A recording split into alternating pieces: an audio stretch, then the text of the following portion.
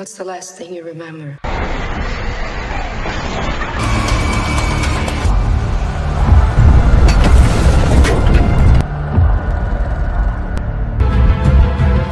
tomb is now open. Points to the heavens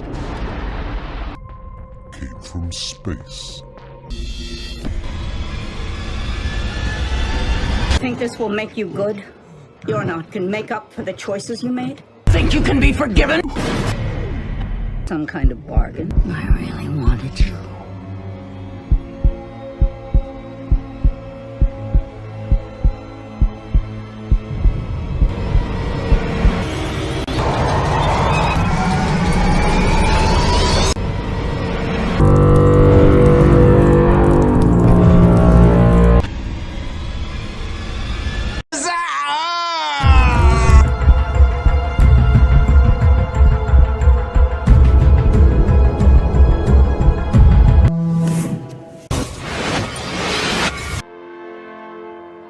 Thatcher's death, millions of people know she started a legacy, and that legacy was turning over public services, starting the greed. Before Thatcher, we had 200 coal mines, 200,000 coal miners.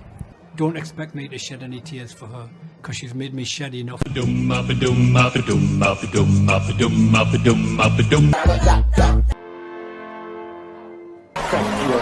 much. Thank you very much. That's the nicest thing that anyone's ever done.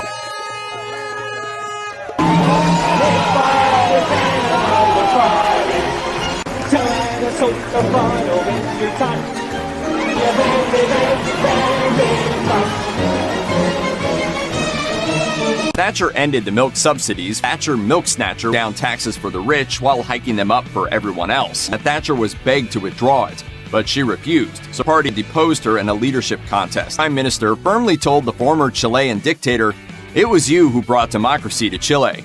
Based on that statement, Thatcher's definition of the word democracy seems to involve overthrowing the elected government. The moment that Thatcher came to power, she restarted the arms sales. When the ex-dictator was held in London on an international arrest warrant in 1998, she not only made speeches in support of freeing him, she also visited him to share glasses of scotch. Mark Thatcher, she actively helped him do some very wrong things. He was arrested for illegal arms dealing in South Africa. Then there was his shady construction deal. She treated her daughter Carol with a coldness so hostile, Thatcher had a noted aversion to promoting other women into positions of power. After Pol Pot's fall, Cambodia's United Nations seat was meant to go to the new government, but Thatcher insisted on keeping the seat for the Khmer Rouge. She also made some very controversial decisions and comments on apartheid that haunt her legacy to this day.